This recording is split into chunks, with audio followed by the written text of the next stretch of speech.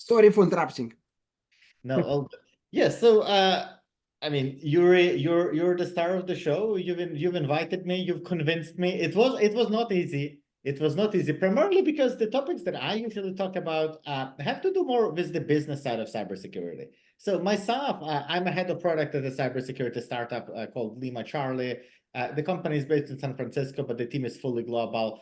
The majority of the team is in the US, so San Francisco, like California more broadly, Seattle, like no Seattle actually, DC, Texas, so fairly distributed. Career-wise, I'm a product manager. I have been in product for quite some time, working across different industries. So I was in e-commerce, retail, wholesale, financial technology for a number of years, and then ended up in cybersecurity. Uh, Ever since ending up in cybersecurity, I honestly just fell in love with the industry, fell in love with, with the people who work in the industry. And I saw a lot of opportunity for us to do things better, like as an industry, as a community in general. So went super deep, and then over time started a blog, became fairly active in the ecosystem, uh, talking primarily about the business side of cybersecurity, the venture side of cybersecurity, building cybersecurity startups, but also different trends which really define, like in my view, define the future of cybersecurity and software engineering in general. And like as I mentioned at the beginning, like I would love to make this more of a conversation. So I guess before we do it, it would probably be good for me to explain how I see security and how I think about software development from the perspective of, more of a historical lenses. So when I look back, like when I look at shipping software, I remember that there was a time when software was shipped using waterfall methodology, and I feel like many of us on this call will still recall those times when specs were drafted during one year, and then the code was written in another year, and then the team would have like 3 to 4 months to do a QA, some sort of security review, and then go back and forth with the software engineering team before all of that was packaged and then written to disks and distributed in a very physical manner. And then when we moved to Scrum and Agile, and a few things happened. On one hand, since before Scrum and Agile, software engineers didn't have to plan their own projects. Like they didn't have to think about business needs as much. There was always like a project manager who would say, hey, this work needs to be done. And there was an expectation that software developers would just go ahead and build. And then this whole movement around Scrum and Agile, it introduced the two new roles, like the Scrum Master and the Product Owner role. So the Scrum Master, as I'm sure many of you will remember, was sort of expected to act as a team lead and get the software developers talk to one another. Because for some reason, there was this assumption on the business side that, well, developers never talk to one another. They don't know how to coordinate projects. So we need to just hire somebody, pay them a full-time salary, like hire somebody with a full-time job, pay them a salary of a full-time individual, and have them encourage people to collaborate. And then at the same time, the product owner was expected to represent the business and compensate for the fact that many of the developers on the team didn't understand the business needs. Because again, they never had to face those needs. They never had to deal with those requirements. It was always, like, previously in this waterfall methodology, it was sort of sent, like pushed from top to bottom. And then in parallel,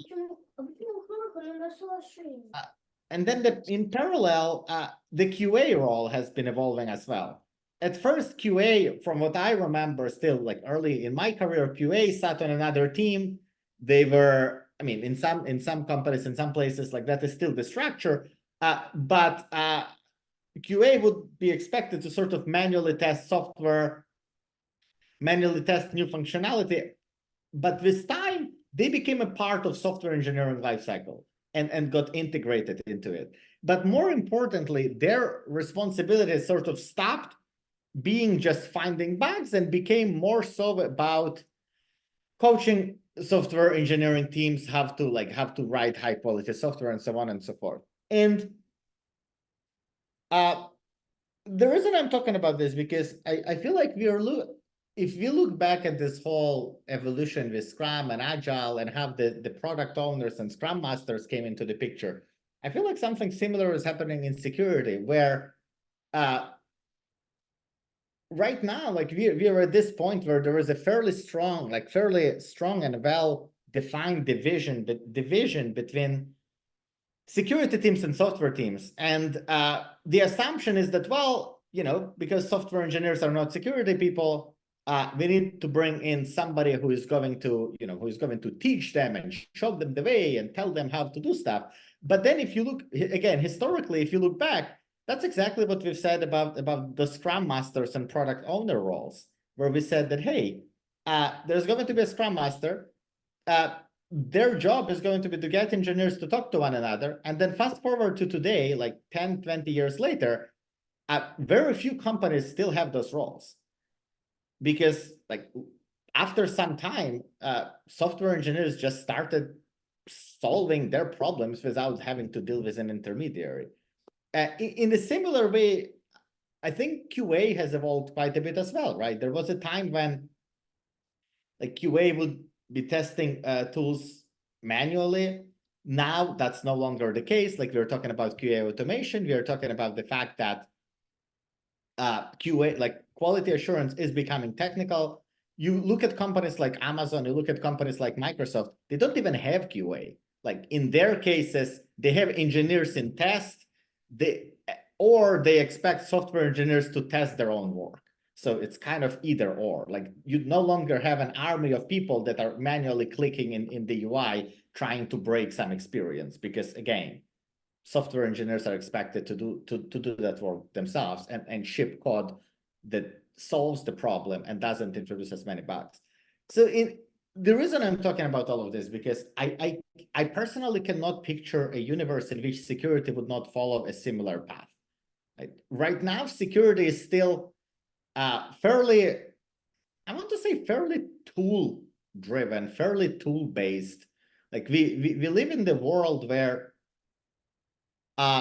software engineering teams don't necessarily have an understanding of security and don't necessarily have an understanding as to what they need to be doing, but security teams largely have a very poor understanding of software as well. And in many companies, people who end up on security teams are not former engineers, right? They may not have shipped any software in their in their entire career. That's obviously not necessarily like, that's more of a case for like corporate security teams. But when we are talking about security engineering and people who work with software developers, they obviously do have the experience, but there is a shortage of those people. So there are definitely many changes that are going to be happening and that are already happening. And I would absolutely love to talk about those, but on the high level, like what are some of the thoughts that come to your guys' mind when you think about security mindset and I guess security mindset in the context of software engineering? Actually, personally, like for myself, like these thoughts are exactly that you mentioned, like some disconnect between like that security is not important for software engineers, and kind of like from security's part again, it's kind of like it's not engineering approach, it's mostly like risk management approach, and these create disconnect because like more like technologies like we get more, like for example AI technologies we got, it means like more security risk we right now have. At the same time, it means like for example today, like to get all information about like vulnerabilities, get information about like how to break systems, like any like school like person like some like 15 years old just because of fun would like to get like by chatting with ChatGPT, get all of his details insights, like by like kind of not directly, because like directly like it's prohibited, like by just like tell me a story, tell me whatever, like, and get all of these details, and after that to use it like against like real software. But at the same time, I see that security industry by itself, it's very vulnerable today, against absolutely new threats. Like everything is disconnected, and like in general, like it should be like as you mentioned, like some kind of direction when it gets all together and start working insanely more efficient. Because again, for example, I see AI as a huge threat, like for the industry from multiple different sides, like from just reducing headcount, like to whatever, to attacking, literally by just like automated systems. I mean, these security problems, like it exists. How to solve it, it's very complicated. How to bring all people all together, how to explain to software engineers that security is the most important thing. Like you need to start thinking about security first. Like it's very complicated, especially for juniors like software engineers, because in many cases, like people just trying, oh, security, like it sounds very scary. First of all, like I don't want to do any business with security. Like security by itself, it's already something prohibited. Like uh, and people just scared to do all of this stuff. But at the same time, if everyone start thinking a little bit more about security, start protecting on each levels, like we are going to be in significantly more safe like state. We are going to have more relaxed days, less security breaches, because like actually, even not talking about like what happens, for example, like around me, what happens in the industry as a whole, when you every day start reading and you see all of these like security breaches, and you understand it's not just like someone else's data, it's my data actually exposed. It's my data exposed, my data open, I have all of this personal information, like, and all of this stuff, like it's just like chaotic, like no one controlling all of this stuff, like it's just crazy.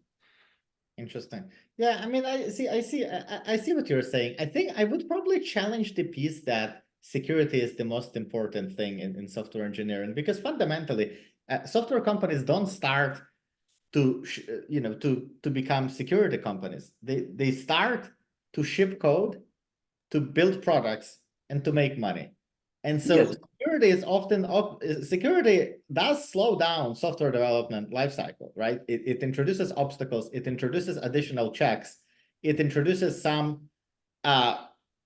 some again hoops that people have to jump through, and problems they have to now solve. The way I think about security is probably similar to the way I think about quality. Like in my view, well, security is sort of is a property of quality. Like it's uh, when you're shipping, like when you're shipping code, right? You want to make sure that it's going to do what it was designed to do. It's not going to do what it wasn't designed to do. And as a part of the same sort of thought process, it's not going to, open doors to people who were not supposed to get into your product, or to get into your environment. I think the hard part is that a lot of security teams take this mindset that, well, security is the number one priority for the business, which it isn't.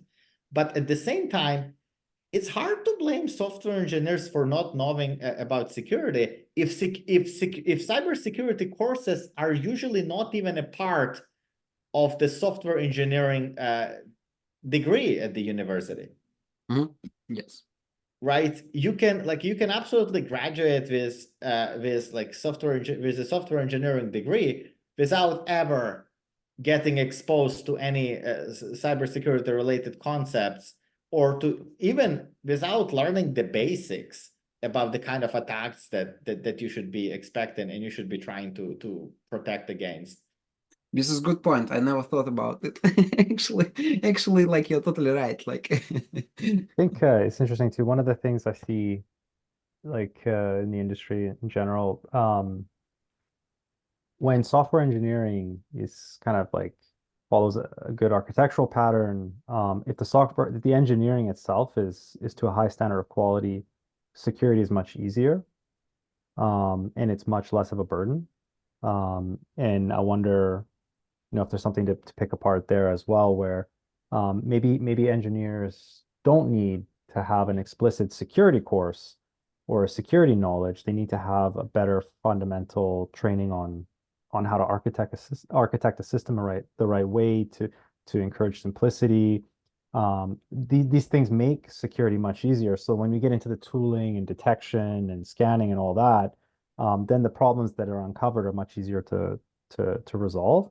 Whereas if something is architected the wrong way, or it's built the wrong way, or we just prioritize, okay, get it out the door quickly, who cares how it's built, just make it work, that kind of mindset, it makes security much more complicated and challenging, and there's much more tension around resolving issues. So it's curious. Like I wonder how much engineers require explicit security training versus system design training. Like how do you properly design and deliver in a clean and simple way? Yeah, I think I had a very similar thoughts. Like, in terms of like, should software engineers like really like learn about security, or there should be like some tools? I mean, like even the architecture that is again the guardrail from sync, or like tools, because Ross brought a very good point about like engineers becoming like QA aware, like DevOps aware, but those things are like they are closer to engineering. They're basically another like side of engineering culture, whereas like security is like a little bit like separate, even on this like university level, on this like education level. So would it be like easier to just have some good tools that basically protect engineers from doing mistakes, or they really need to like to learn security aspects of software? It is a good question. I think it's all of the above. Because on one hand, yeah, of course, you have to pay attention to good design patterns. You have to understand how to like design software foundationally in such a way that it would not expose the company to unnecessary risks. And that is true. It is also true that there has to be tooling, and that people cannot be expected to just think about security when their actual job is to ship code to production and to do it fast and to release the new functionality as fast as possible and as much as possible. Like all of that is true, but I think there are definitely more factors to it that we have to talk about. On one hand, there is the piece about, you see, security tooling is still just tooling. It's never going to replace the people's understanding and people's knowledge of security. It's in a similar way when we talk about let's just say you come into a company and you see that it is struggling with with CI/CD, it is struggling with with the release process. Would the solution ever be to embrace GitHub instead of GitLab, or to bring in another tool? I mean, tools are just tools. Like partly they are a part of the solution, but then there is also the knowledge, then there is also the process that needs to be designed in such a way that it takes all of it into account. So tools can help you catch some of the errors, but fundamentally, I think that the security mindset, it goes beyond tools. It starts from security people being part of early design decisions as well. Like if you're a company that's big enough to have a security engineering team, I don't see why security engineers would not be able to contribute from the very, very beginning when some features are just being planned. They should be able to threat model. They should be able to understand what this capability is going to do. They should be able to fundamentally understand the product and understand the problems that the product is solving. Right now, however, what you see instead is first, not every single company even has access to security engineers. And the ones that do, there is often a ratio of 50 to 100 developers per one security engineer. So there are challenges around staffing. There are challenges around knowledge. There are challenges around the fact that software engineers don't have the fundamental understanding of security because they were never taught, right? And I don't think that the solution to all of those challenges is going to look like a new shiny security tool. I do feel like fundamentally we have to address each and every one of those pieces separate. Yes, we need better tools. Yes, we also need to provide better training, and we also need security teams to adopt a different mindset when it comes to the way they work with software engineers. I know Netflix had a fantastic talk, and well, not just a talk, but a former head of security of Netflix, Jason Chan. He has introduced a concept, or maybe he has adapted that concept from some other field, of guardrails and paving paths. So his idea is that security teams should be able to design the software engineering, like the software experience, like software delivery experience in a company in such a way that the easiest path the engineer can take is the most secure path. Like they should be able to do their work in such a way that, as you've said, when the mistake is made, there is going to be a guardrail that will catch that mistake and will help to address it, instead of just introducing some cumbersome processes that then people have to go and manually handle and try and memorize, have to navigate specific security challenges. Yeah, I think this is generally true for security. It's not just a problem of engineering. I think in absolute, I think when you look at industry reports, what you see is that people, even if they know something is riskier, they will take the riskier path if they know it's more convenient. So if you make the secure path the more convenient path, that's really the only way to adjust people's behavior. I think it's almost universally true in security. It's a good point. Yeah, and I mean, frankly, I think there is a lot that security can learn from behavioral science, from behavioral economics, from decision science, where you don't convince people to build, like to embrace secure behaviors by having them read through long policies and sign on the dotted line on the last page of that policy. You convince people to to change their behavior by making secure behavior easier, by making it default, by making it something that is just a no-brainer. When you have to go an extra mile for you to behave insecurely, or for you to make a decision that it introduces more risks, that's when you know that security has accomplished its goal. Yeah, interesting. So it is like really very similar to what was going on with DevOps, for example. Like a while ago, nobody would expect from software engineer to interact with infrastructure, to do any DevOps stuff, and also there was no knowledge about that. But then but now it became there was pushback. It means like if engineers configure something related to infrastructure, it definitely will be some misconfiguration, and because of that, like all of the stuff was done manually by other people. Yeah, but now it is like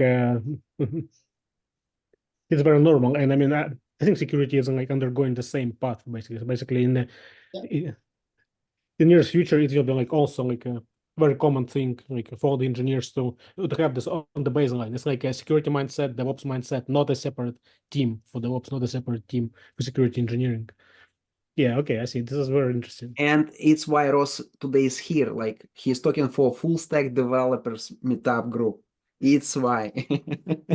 No, I think Right. yeah, I think fundamentally security cannot escape, like cannot avoid having to mature and become just another type of an engineering role, right? You have site reliability engineering, you have DevOps engineering, you have platform engineering, like you have backend engineering, you have front-end engineering, you have QA engineering if you choose it, like if you choose to call it that way, like so you have data engineering. So fundamentally, security has to be a technical engineering role that enables the company to ship secure software in the same way as for example, as DevOps teams solve other problems that they were designed to solve.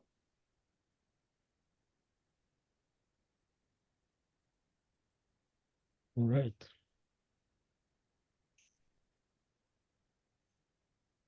And I also think that even the definition of done from the software engineering standpoint is also going to change. You see, again, if you look at it from the historical perspective, there was a time when I am done meant I've implemented the specs that some project manager, created 6 months ago.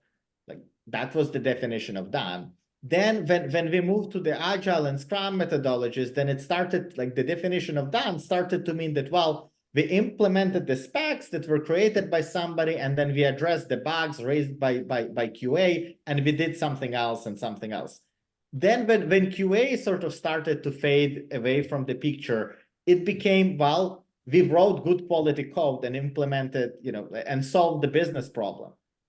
And I think as security is going to become a part of something that software engineers do to a certain degree have to worry about, the definition of done is going to include security as well. Right now, like, see, I'm a product guy. So I remember before I ended up in cybersecurity, I remember, how the security findings usually get prioritized, right? You look at the list of you look at the list of bugs, you look at the list of feature requests, and then you look at those intangible things that you don't even understand what the hell do they do, and you say, yeah, you know what, we'll do it next sprint. And the mindset changes dramatically when you see what it leads to. And I will be the first to admit that for example, when I worked in the financial technology space, I did not read about new breaches every single day. It wasn't a part of my, of my information bubble. It wasn't a part of my, echo chamber. It wasn't what the social media algorithms prioritized for me to see, right? I was going online and I was seeing very different things. Nowadays, the moment I go on LinkedIn, the very first things I see are the new breaches that have happened over the past week. And it's scary. It gets scary. So the challenge, I think, is that people who work in the cybersecurity or cybersecurity risk management compliance domains, they see how insecure the technology fundamentally is, and they assume that because they see it, everybody else must be seeing it. And if they're also seeing it, how is it that nobody around them, how is it that software engineers don't care about security? How is it that product people don't care about security? But in reality, they live it, security teams live in their own information bubble. And the problems they're seeing are the problems that nobody else is seeing because all the other people's bubbles look different. So I think a lot comes down to education, but by saying education, I don't just mean hey, here is a textbook on security, go and see it. I feel like security teams have to become evangelists and champions of security problems and security mindset. I would bet that there are quite a few software engineers who may not be interested in in being thrown 6,500 high priority security gaps to fix, but who would be quite interested in learning what are some of the attacks that have happened to other companies and what have that led to. But all of those conversations have to be started by security teams, and they have to be conducted in such a way that people can relate and people can understand, without technical jargon, but by going to people and really just having those casual chats and making security exciting, because it actually is. If you look at a lot of those problems, it's fascinating how many challenges are introduced by simple mistakes, by simple misconfigurations. Yes. Yeah, we should start doing a weekly digest of top 5 security breaches for the week. and the money equivalent for the damage. Yeah. That would be fun. But for example, again, all of these data breaches, it creates some changes in society, how we think about all of this stuff, because data breaches by itself, I think, huge education, and not only kind of cybersecurity folks are reading all of this information. Government is also reading all of this stuff, and because I'm pretty sure all of these data breaches create a threat of national level threat. just imagine like elections, some government electronic government project. Like what if attack happens on such type of project?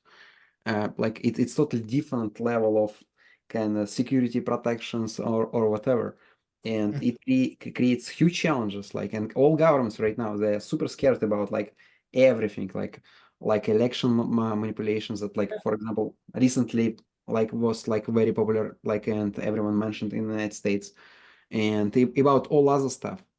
It means like in general, like it's not already cybersecurity threat. It's just like pure manipulation of everything. You can do whatever you want. And this stuff became significantly more complicated, like isn't just like, hey, our application attacked by someone. Yeah, I think that also a part of the challenge with cybersecurity is that historically the vast majority of the people never had to care about security. And I do actually mean it, like if you talk to security practitioners, everybody will say that, oh, people should be so much more responsible. They should care about about the strength of their passwords. They should use password managers. They should enable MFA everywhere. And all of that is true. People should absolutely do it. And if you haven't done it yet, please do it.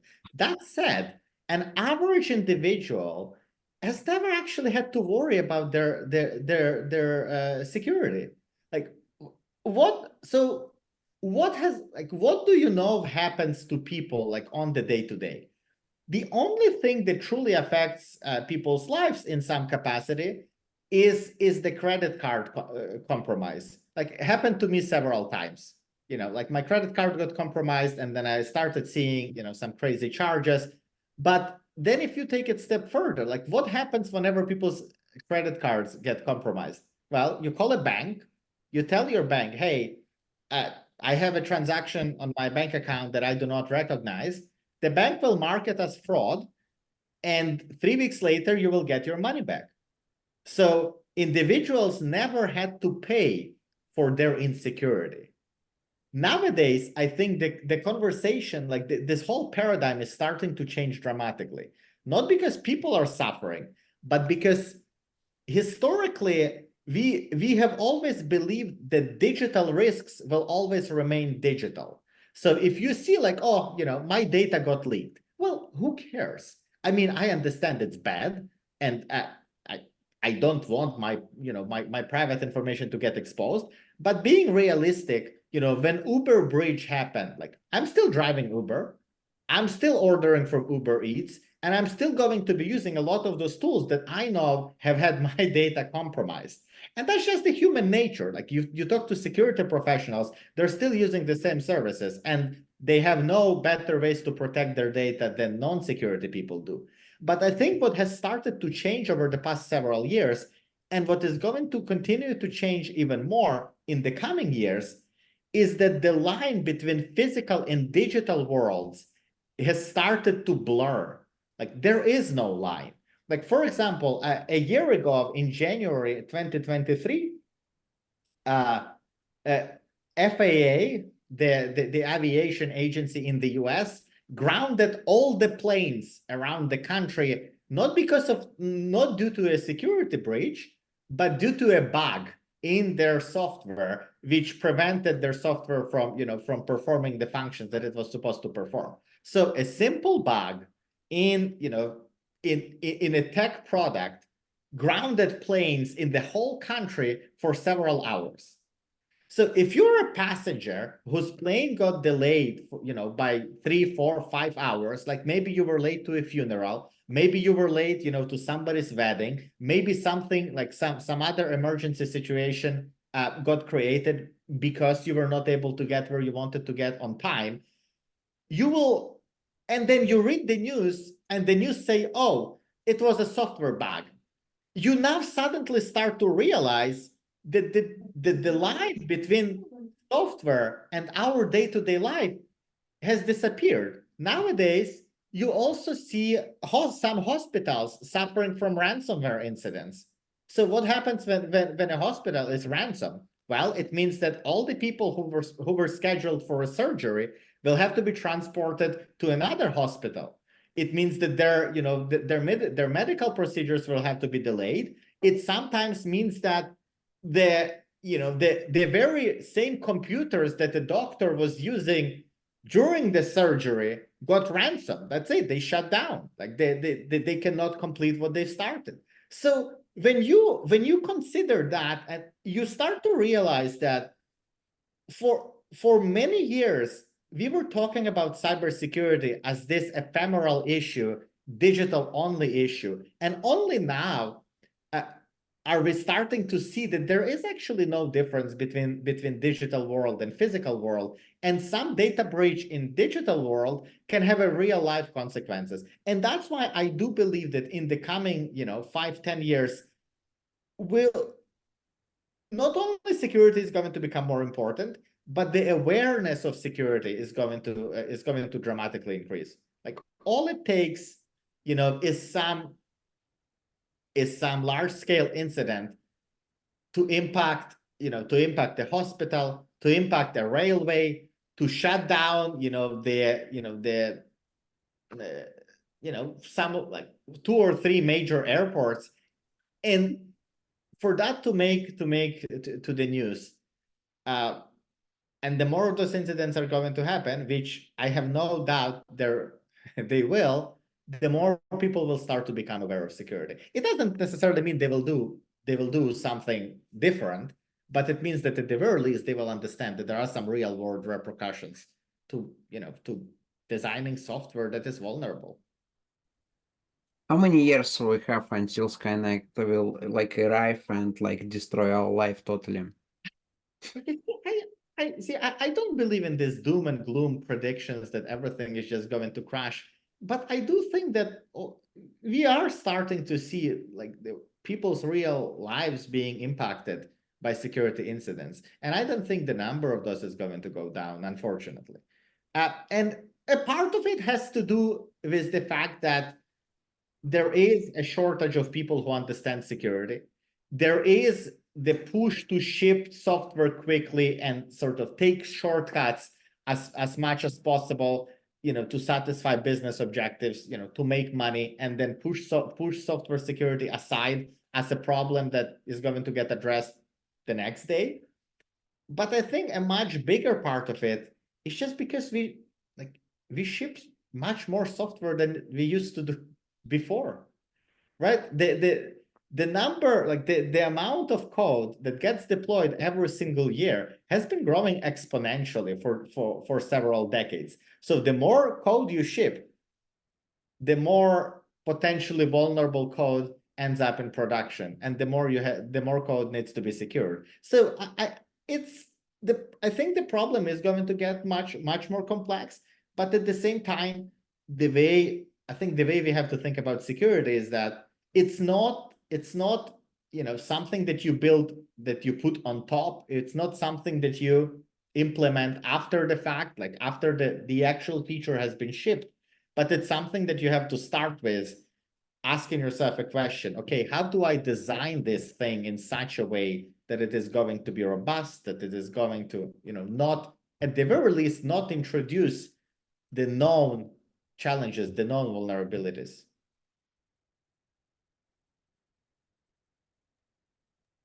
A question, I guess, from a product perspective, and when we're designing what we want to ship, how secure is secure enough, I guess? We talked a little bit earlier about definition of done. I mean, security is not 1 or 0. It's really a factor of how much money you want to spend. How do we decide what's secure enough from an engineering perspective? So I think there is a security answer and there is a real answer. And I think the real answer is very much dependent on not only on the company's risk appetite, but also on too many factors. It's dependent on, obviously, the risk appetite. It's dependent on the stage of the company as well. You see, if you are a pre-seed stage startup, like if you are just 2 people in a garage trying to build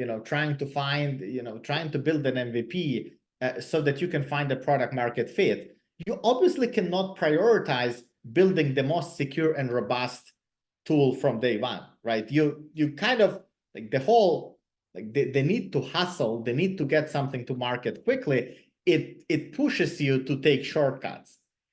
And then when you think about it, it kind of goes downhill from there, because you ship a fairly insecure MVP, because again, you don't have the resources, you don't have the knowledge, but also you don't have the time to think about it. So you ship that MVP, and then let's just say you were able to validate that there is a demand for what it is you're building. So you can go out and you can raise some capital, and you can maybe start growing and turn that, you know, prototype into a workable product. So as you go ahead and do that, you're not raising capital. You're not expected to move fast and to turn that prototype into a workable product. As soon as you have that, you're expected to go and start selling as much as possible. And as you're selling the product, you're now expected to add new features and capabilities. And basically, I think the biggest challenge with cybersecurity, or one of the biggest challenges, is that the way the whole incentive system is structured is that there is never the right time to look back and to make it more secure. But what I would argue is that security is very similar to technical debt, right? When you start, you can obviously take shortcuts because like there are no customers, like nobody is using the product. You know that eventually is going to become the problem, but then you can still afford to say, you know what, screw it, maybe I'll deal with this, you know, next month, next quarter. And then it only takes so long for it to become an ultimately unsolvable problem, because the amount of technical debt you accumulated makes it incredibly hard for you to just go back and now magically address all of it. So I think security is probably similar in that regard, where there is never a time to do it, but also it's very hard, as you said, it's very hard to say when it is good enough. And partly because it's hard is because there is no empirical way to validate that the product is secure, right? There is no empirical way for you to say, hey, we've invested this much time and now we are 100% protected against all types of attacks. So all you can do your very best, given the amount of resources you have. And obviously you have to prioritize the things that are known exploitable vulnerabilities, and that are vulnerabilities that are actually being exploited today. So like you kind of have to start there, right? If you know that a certain vulnerability is being exploited, there is no excuse to not prioritize and not address it. But aside from it, then the next layer is the vulnerabilities that you know could be exploited. And then you have to prioritize, right? To me, it's very similar as, you know, as prioritization of different features, right? You know, you will never be perfect, but you also know you have to do your best. The one piece, the one thing that I would probably go back to is the point around the importance of architecting and designing products in a way to promote security, and in a way to make those default choices and default patterns more secure. I think the reason that's incredibly important because I think it's unreasonable to expect that you can somehow build a bulletproof product. Like that's never going to happen. But what you can do is make sure that when a part of the product, when a certain component is compromised and the attacker gets in, they're not going to get access to all of your customer data. Like to me, that's where the idea of design decisions becomes important.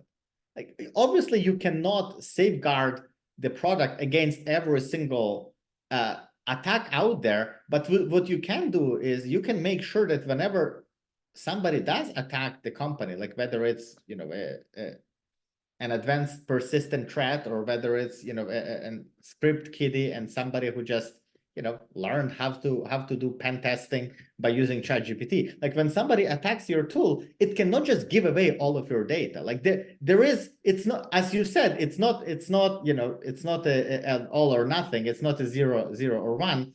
But in the same way, it cannot be like, oh, there was a vulnerability, we got attacked, and now all of the customer data is compromised. Like there's something that is in between those extremes, right? Yeah, You also definitely. mentioned this, like, I'm sorry, yeah.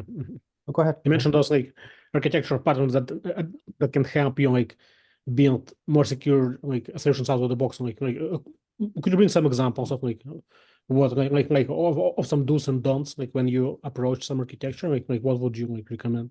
Yeah, so the one thing that I wouldn't go in is to make specific recommendations for software developers, given that I'm not an engineer, I'm not a security engineer. I'll stay away from that. I will say that at the very least, there is the OWASP top 10, that are really just probably the starting point for any software engineers to look at.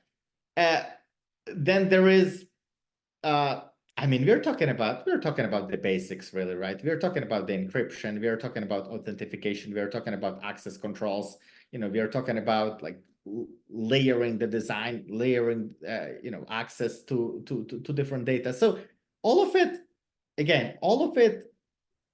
is is easily accessible, and I don't think that I'm the right person to make the recommendation. Yeah, because I mean, these basics, this is what actually the most important and like the most often like becomes like a reason of all these breaches, because like when people don't observe these basic things that are very simple, they are like you can find them everywhere, like you can find information about them everywhere, but you still, I mean, still somehow people just are not aware of like OWASP 10 or like these kind of things.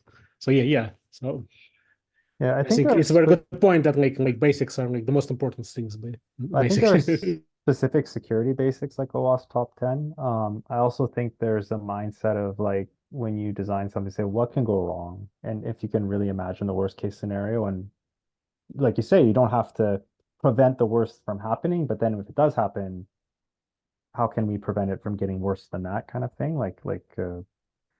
That's another thing. And then also, one of the interesting things is just I'm building some software. If I have to upgrade a component, if I have to update a component, if a component has a 0 day, how easy is it to do? How disruptive is it to do? To set yourself up to make systems that are easy to maintain and easy to update. I think that can be big as well. Mm-hmm. And some of the things really have to do with just the day-to-day hygiene.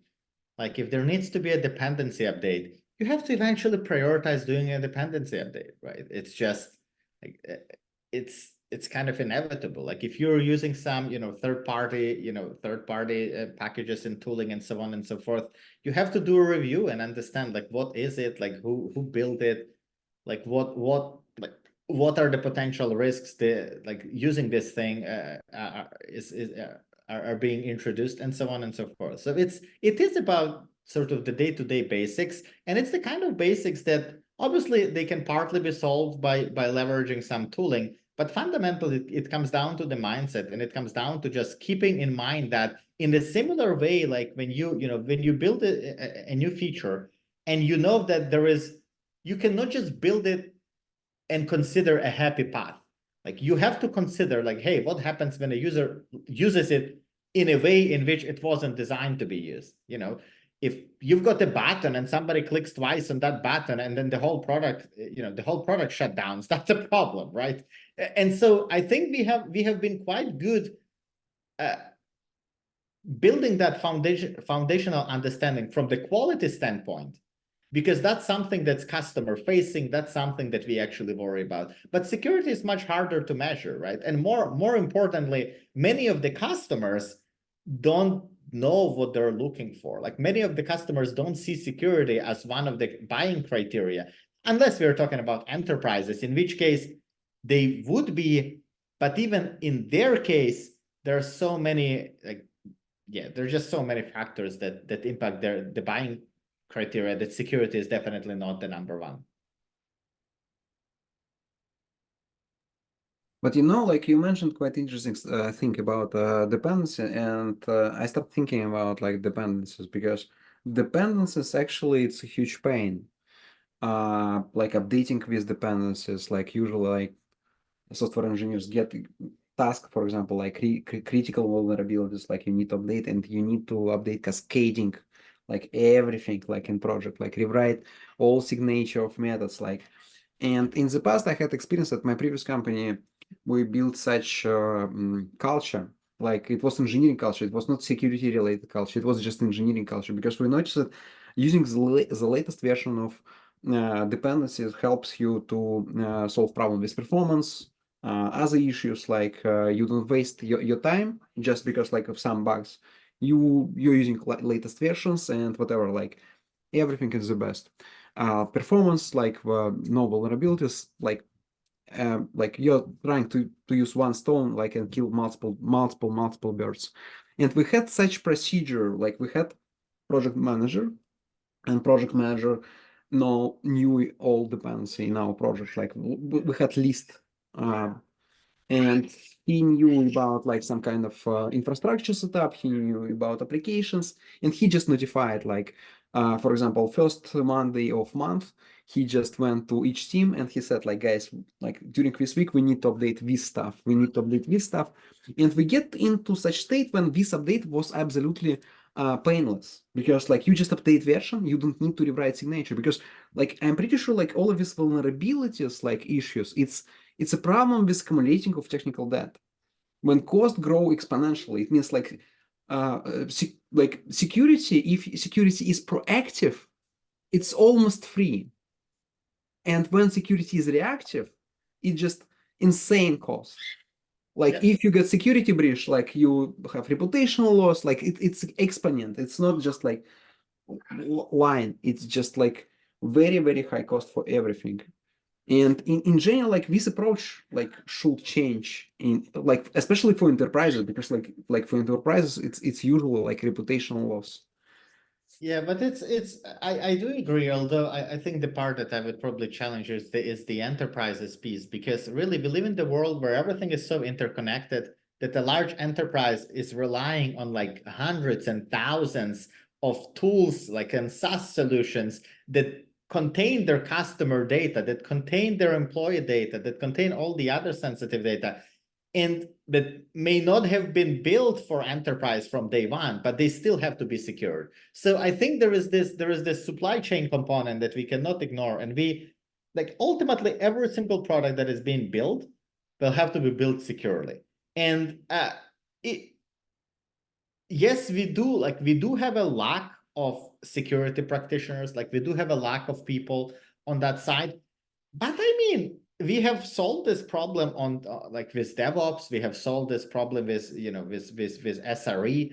So I cannot see us not solving it with security engineering. I just think it's going to take time. And I think on the security side, we are so early in that game that it may feel like everything is falling apart and every single company is being breached. But also when you consider it, most security breaches they're not deadly, right? How many companies do you know that have gone out of business because of a security breach? I think we are so used to hearing about the security incidents that we are almost numb to it, right?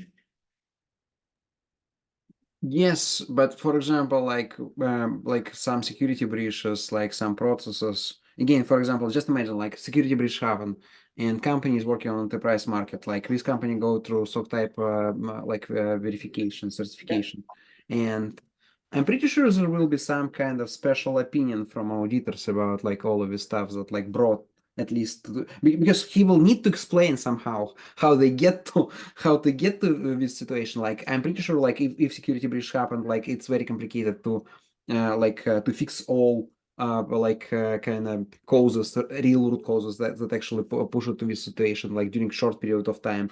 And it means like people will see all of the stuff. It's not like it means like it drops. It's not like like 0 or 1. It's just like just pushing your business down. Like you reduce opportunities, and it's how like new company appears like on some like on some markets because like they just create more secure, more reliable, and everyone loves these products, more simple products. And it's huge opportunity for other companies, I'm pretty sure, like just occupy this market, especially nowadays. Yeah. I think it's very hard to measure like the reputational impact, right? Because, we try to look at stock, but I don't know that it actually tells you the full story because I think, people still use services after they've been breached. You talked about Uber, it's a good example. There's many examples where stock over a long period is actually not that volatile.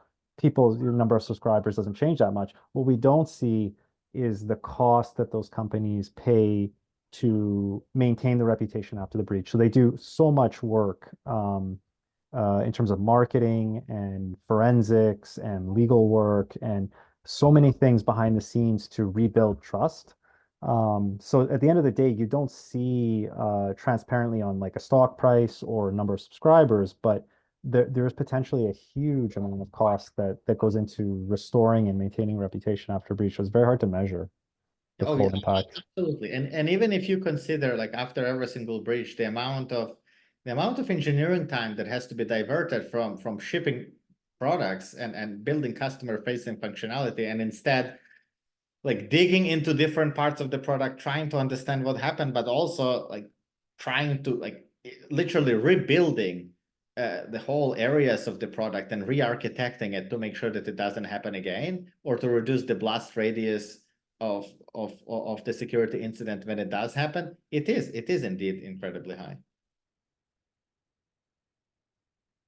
Yeah, and again, it's a reactive approach. When you get security breach, like you spend huge amount of time and energy just to recover, but after that, like, do you improve like your processes? Is it became like proactive? Probably no. Like, and I totally agree. Like, but it's quite interesting that we start talking about like, for example, stock prices and trust, and I just realized like how many of us are using LastPass, like for password management, like.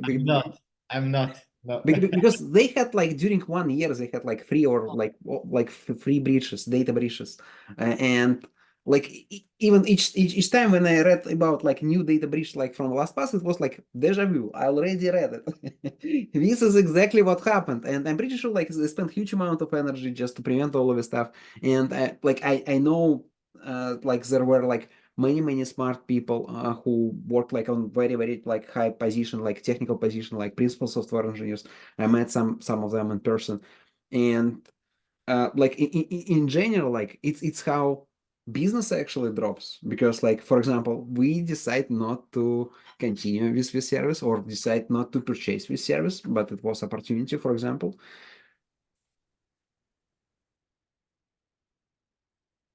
Yeah, security is important. It does have incredible. It could have a serious impact on the reputation and the company's long term viability and even its existence. I think the part that's also hard, and another reason why it's incredibly hard to make blanket statements and sort of blame different companies for not paying attention to it, is this concept of the cybersecurity poverty line. I don't know if you're familiar with what that is. But so the idea, like, I mean, it's fairly self-explanatory, but the main idea is that the vast majority of the companies and the vast majority of the businesses, the vast majority of the people live under the cybersecurity poverty line, where they have no access to best practices, they have no access to talent, they have no access to resources, they have no access to what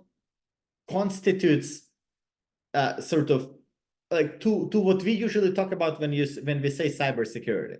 You see, the vast majority of the cybersecurity startups are catering towards the Fortune 1000, Fortune 5000 enterprises, which for a good reason, right? That's where the money is. That's where the security budget is spread.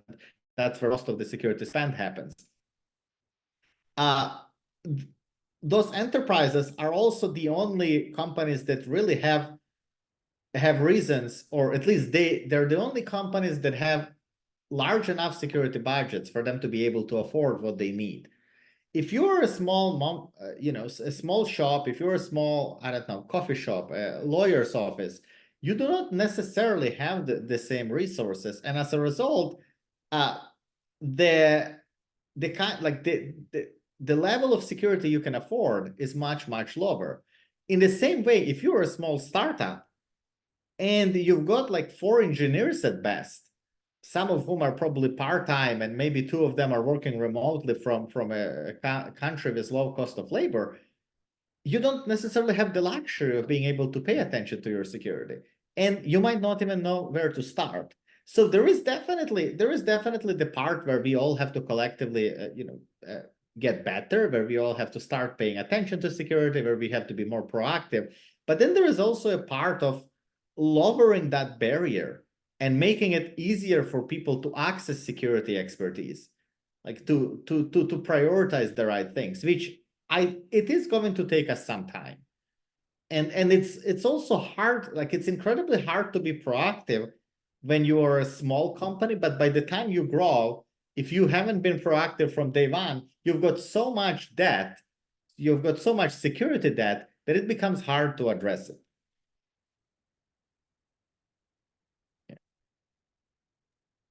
Totally. I was just thinking during our chat because AI on one side, on another side, cybersecurity, and I remember like as like not I remember, I know that's like some profession in the past just disappeared because of like technical progress.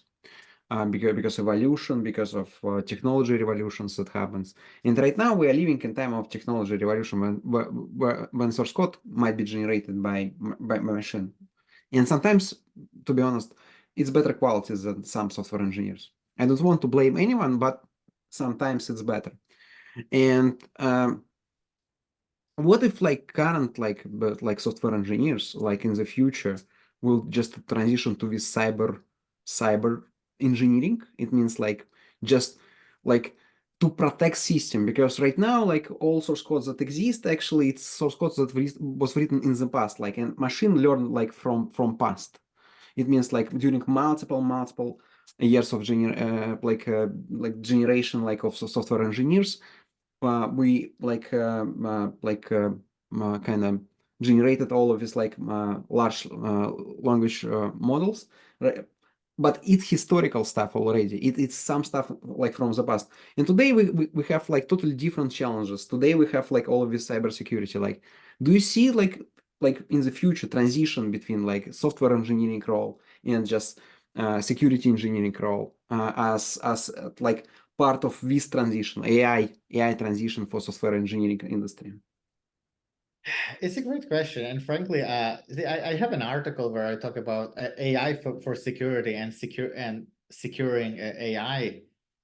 It is a hard question, and the reason it's hard because most predictions about the future tend to age quite badly. So I don't know if I would go full on, to and talk what I think, the future of AI is going to look like. What I would say is that you are correct. The current LLMs and what we are relying on, what we will be relying on, have been trained on the code that is not always secure. But then on the other hand, you have security companies that are also building their own models saying that, hey, we will fix the vulnerabilities in the code that you've written. So there's definitely going to be a lot of interesting trends. I think if you're a senior software engineer with great experience and skills to bring to the table, I don't think there is anything for you to worry about. But if you see, AI does create a lot of opportunities for us to get better, right? But it also, because you can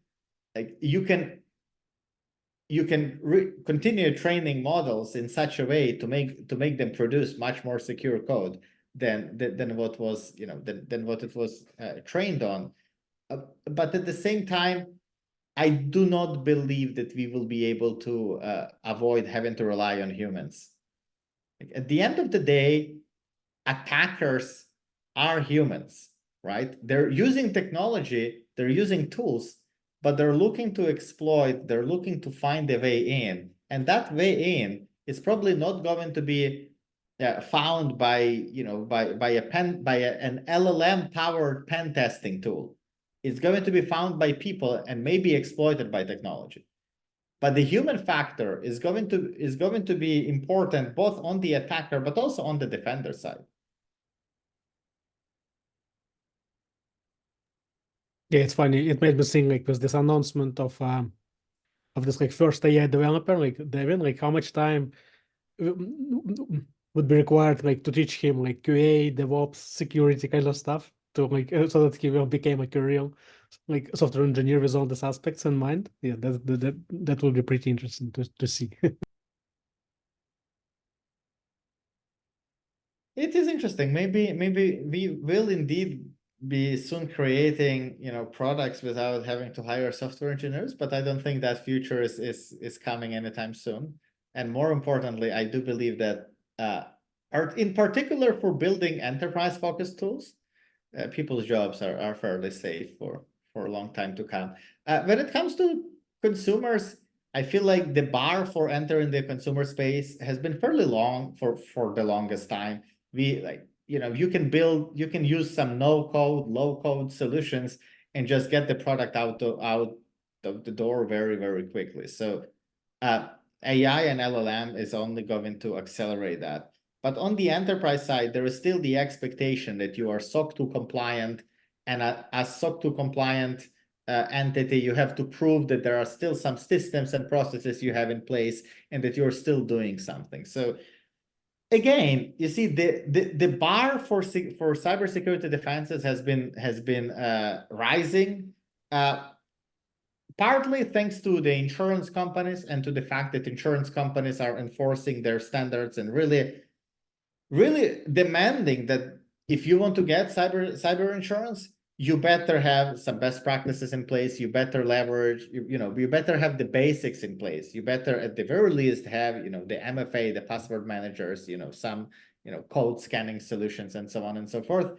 The government has been increasing that bar as well, particularly in the United States. You've got several executive orders from the US president.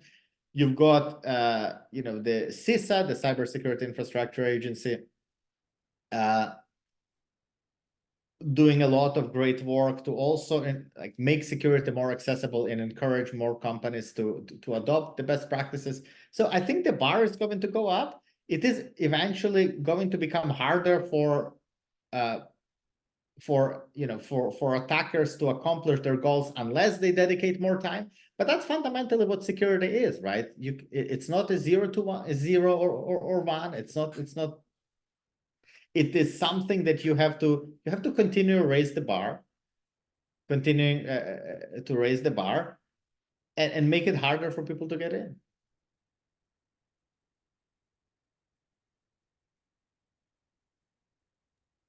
Yeah, I saw somebody was raising a hand to ask a question, or did I miss it? Anybody? Oh, yeah, that was me.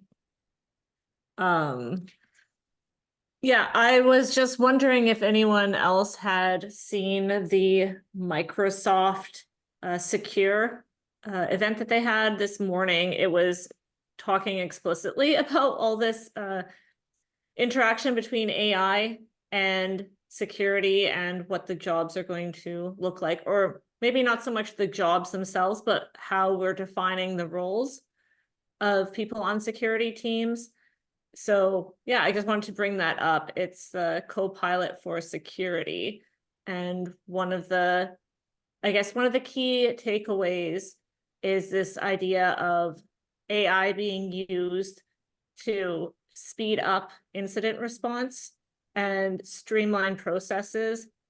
So instead of, say, having your engineers, lose their jobs, they're just going to become more specialized and utilize the tools to, just work more efficiently and prioritize the reactions to, the threats that would perhaps be missed, or the nuances and details that would perhaps be missed by just human eyes, the AI can catch that a little easier, much faster for sure. And then these human individuals are just going to be more more experienced in directing that response and resolving the issue faster. So yeah, I just wanted to bring that up because it just happened today and it was really interesting. Interesting. One of the things that this is probably the most interesting about this is that incident response in particular is the part that requires the most human involvement as of today, right? You can have, there are different tools that do vulnerability scanning, like both in code, but also, in the infrastructure the company relies on. There are different tools for asset management and all sorts of things. But when it comes to incident response in particular, it's still a very labor-intensive work. So it's going to be interesting to see what AI and the tooling out there is going to be able to unlock. Yeah, I think one other thing that was interesting is what you said, Ross, about the human factor playing such an important role. It's going to be a long time, I think, before AI is going to get super good at social engineering. Humans are masters at deceit and preying on people. So I think that will come. I mean, can it do it? Sure. But is it going to be the best at it for a while? It requires a lot of creativity in some cases. So that's where I would I'm curious to see how it evolves, because eventually it's going to be used for that for sure. But as we've seen in creative industries, it likes to create things that are very, very close. Sometimes it's really good, but a lot of the times it's off the mark. And that kind of cues in, the observer that something is off. And so I think people who are, in security roles are going to then have to become trained to notice a bit like, what is the, social engineering techniques that are so common in AI that it's an obvious AI flag, similar to how we see like weird wonky hands in AI generated artwork. And that's like a red flag for people who are like, hey, that was generated by AI. So yeah. Interesting. I think I'm much more, well, whether it's you want to call it pessimistic or optimistic, it depends on your perspective. But when I think about social engineering, the number one piece that comes to mind is phishing. Just because that has been like arguably one of the biggest issues in security. And nowadays, when LLM is incredibly good at generating content, right? So if you can feed it the right data sources, then the model will be able to see that, hey, you work at this company, you used to work at this other company. The other day you posted a message on social media saying that you went to this event, or you spent time with this person, or you met this other person. So how can you leverage all of it? How can you bring together all of that data and write a phishing email that is so incredibly tailored towards you that you will never be able to guess that was written by a machine and just click on that link? I think, to me, I do feel like the danger is incredibly high. Like, if I will tell you this, like I think I'm a fairly security conscious individual, but if tomorrow, for example, if tomorrow somebody is going to send me an email saying, hey, Ross, it was great talking with you at this event that Yuri organized the other day about cybersecurity. And by the way, I just wanted to share a thing with you. Like, I'm sure you will find it useful. I will not be sure what to do in that circumstances, because if somebody is actually going to be able to automate the very targeted mass outreach emails to people, it's going to be very hard to find. How do I know, is this a real person sending it? Like, I'm never going to remember all the people I've met, or maybe following an event.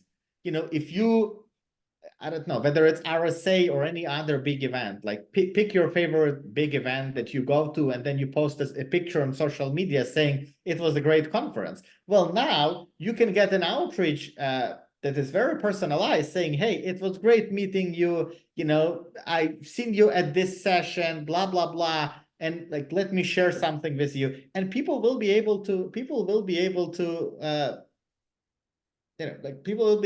convince you that you have indeed met them, even though those are all, AI generated emails from people that you've never met. So I think that's the piece that I am afraid of. Maybe it's because I'm just so active, but I do think the more you have out there on social media, the easier it will be for something like an LLM. But yeah. Ross, I'm not sure that you see chat, but actually I'm pretty sure you just shared fantastic idea for tomorrow for all of us. We know what to do tomorrow. We are going to bomb you on LinkedIn. Please do. Yeah, I see a comment about the yellow hat. Yeah, so yellow hat, to tell you the truth, yellow hat is really just the result of me not having time to get a haircut. So it solves the problem.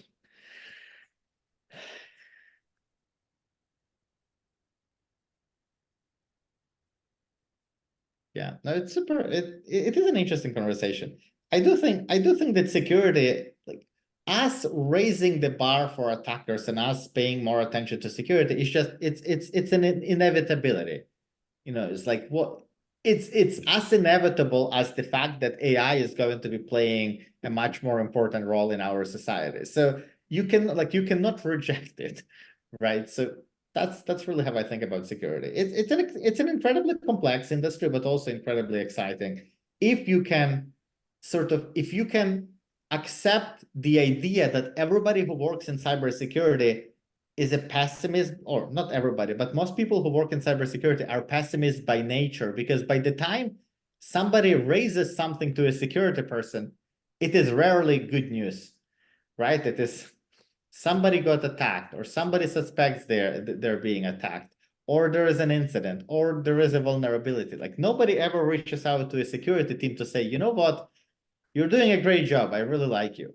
Like there's always something. And so if you can get over, the constant threat, the constant fear, then it's a fascinating. You're totally right, but sometimes the still security team come just like for making some announcement, because I remember how I met Polo, and some managers said like today security team will come to our meeting, and I became very scared that something happened, and we will learn something new. But Polo came just to make some announcement that like it's going to be some kind of security training, yearly security training, and it was like very, very light conversation, no issues at all.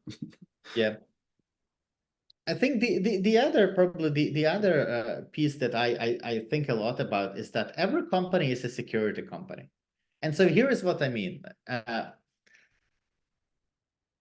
The other day I saw an update from one of the European neobanks saying that they have launched a feature which enables you to verify if their customer service agent is actually talking to you right now.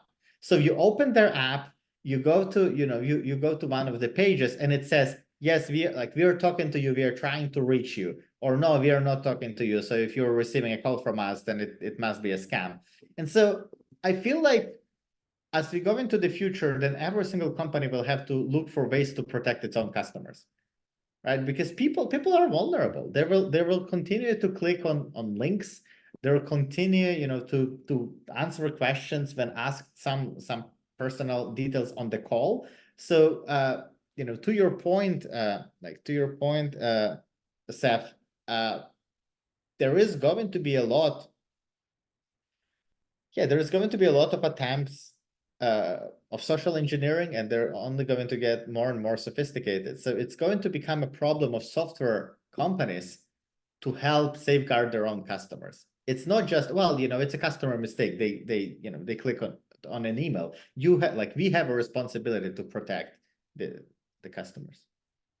Yeah, that's super interesting. it reminds me of something I heard recently about like phone scams, and how right now a lot of the automated voices you'll hear on a phone scam is still very robotic, and to most of, I'm sure everyone here, it's obvious, like, oh gosh, like this is so clearly a scam. But you know, for whatever reason, the majority of the scamming companies, I guess, if we want to call them a company, I guess they're technically a company, but it sounds too kind to call them that. But they still use these really awful like voices out of 20 years ago. But as the generative AI technology becomes more and more widespread, it's going to be really interesting, because someone took the current, like a message that they already got from a phone scam, plugged it into some AI, got it to spit out the script, and then from that script fed it into a better text to voice model, one that is not like a obvious robot. And oh, well, actually, sorry, they rewrote it first too. They said, make this sound a little bit more natural, and then they fed it into a new voice model. And it was pretty creepy. Like, I think, again, there's some things in like the cadence of the voice that you could pick up on, or, you know, cultural differences that you'll need to be savvy to. That would be maybe like a red flag to the skilled listener. But to most people, it sounds like an actual human on the phone now, which is scary and interesting, because now we have to think about how do we defend against that or educate people against that. I can share how I defend against like social engineering of scammers. This is also social engineering on scammers, because I have such device. This is Nokia 6610, and I use it as my main phone. And actually, I don't get any scammers like only purpose calls like from my family, from my friends, because it's social engineering on scammers. Like they think like I'm a very old person, and like I don't have enough money just to like buy a smartphone, whatever. I'm not interesting for them. And at the same time, I have another I have smartphone like for totally different purposes. Interesting. Well, I would challenge you, because the older people, they're incredibly vulnerable, and they're being targeted quite often. So Yeah, but I don't know how it works. I do not get like any calls anymore. I don't know. I do get quite a few of those, and it is scary, but at the same time, I mean, I have a high confidence that as of today, there are tens and probably hundreds of savvy startup founders looking to tackle those problems, and looking to build solutions, and looking to build defensive measures to make sure that we, like all of us, are not going to be sending our money to somebody who convinces us that the CRA or somebody else is expecting us to pay a bill. Oh yeah, there is a national do not call list. I have never gotten it to work. My number has been added to it about 6 years ago, and scammers don't care.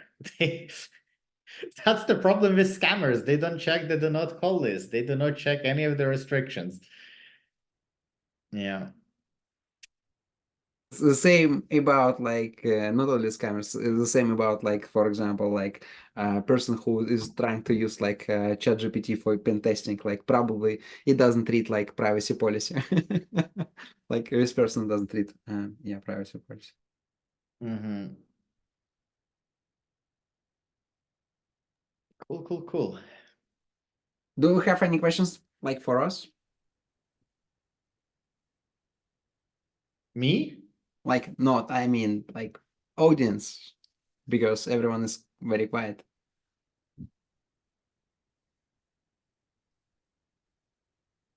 Ross, do you have anything else to share with us? I don't know. I'm super. See, my lenses are primarily are more like business focused. Like I look at a lot of startups, I look at a lot of products. I mean, I'm a product guy, but also I do some angel investing. I do some advisory work with cybersecurity startups. So yeah, it does always come down to budgets. What I like to often talk about is that everything always comes down to incentives. And like whether we're talking about cybersecurity or anything else, like who is most incentivized to prioritize a certain problem? Who is most incentivized to solve a certain problem? Who is most incentivized to champion a specific solution? And sometimes there are no people with the right incentives, and at other times the incentives work against the people. Like for example, when you think about it, I would argue that cybersecurity startups benefit from the growing number of incidents, right? I would argue that attackers, in a way, benefit from the fact that we don't teach people security. Like there is always like, and obviously there is no direct relations between those, but developers are incentivized to ship code and to do it well and to do it quickly. And if security is not a part of the incentives, and I am personally not aware of any software engineer that gets evaluated on the number of security incidents or the number of untouched vulnerabilities or like any of those metrics, then it's very hard to prioritize it, right? It has to be like incentives always have to be aligned, and that's how you get people to prioritize the right things. When a security incident happens, you will not see a product manager that loses their job because they failed to prioritize a certain fix, right? You will probably also not see an engineer losing their job. It's going to be a security team responsible. But fundamentally, unless you have that alignment of incentives, it's very hard to make the change. Yeah, like you suggest that we need to like just push industry to just like fire like product managers if they don't do proper kind of priorities for the team. Obviously, in a self-serving way, that is not anything I'm going to be suggesting, but that's also not the reality, no. But we do have to make security something that people think about, right? Like if you and I'm talking about it on all levels, right? Employees have to be incentivized to, make sure that they follow the right policies and make sure that they behave in a way that helps them, that helps their company to safeguard its data and so on and so forth. And if there are no incentives for them to do so, then it's very hard to measure. Well, it's very hard to encourage people to do it, right? Like a salesperson is being evaluated based on whether or not they're going to hit the quota. They're not being evaluated based on their cybersecurity practices, right? If they're going to text their colleague a password to Salesforce in a plain text SMS, that's okay, right? Because they were still able to hit the quota. So there is a lot of incentive alignment that has to happen. I'm obviously not naive. Like the business is not going to suddenly all become about security, but I do think that in the coming years we'll see a lot of changes.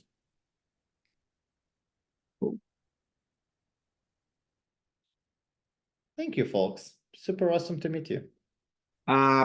If it's it, thank you so much for joining us today. It was fantastic conversation. Like actually, I learned today a lot of new things, and the most important, actually, even like during our conversation, I googled it a lot, because like during conversation, like it pushed me to think in different direction related to security. In particular, I was thinking about like security as a code, like, and I was just researching like let's do it, like how we can protect, and there were like multiple different thoughts that I never thought about. For example, like education about cybersecurity, like that computer engineers actually you usually don't get any details. this is like super important. And yeah, thank you, Ross, for coming. Like congrats on your visa to United States. I hope we will stay in touch and we'll see each other like sometime, like you will get here to Vancouver or we will get to United States. Like I'm still here. I'm still here. like, but just in case, because like everything moving quite fast, but just in case, like I wish you good luck, and I wish you sell more your books, and I will read it. I guarantee I will read it on my flight to Bangalore this week. Thank you so much. Thank you everyone for coming, and have fun. Yeah. So just sorry, guys. Like one last thing that we have to for the end of the meetup. So I just quickly share my screen and just show you like one slide. I got only one slide to present. This is the second coding challenge that we're doing in collaboration with Wangaba and Kwoka in the spirit of cybersecurity. This is the deciphering challenge. Please go to this link. I will also post it into chat as well. So just feel free to try yourself, and you can win the free license to these products if you solve it. So I hope you'll find it funny and like brain teasing. Yeah, that's it. That is what I wanted to say. Thank you so much, everyone. Thanks, everyone. Thank you. Yeah, Bye. thank you. Bye-bye.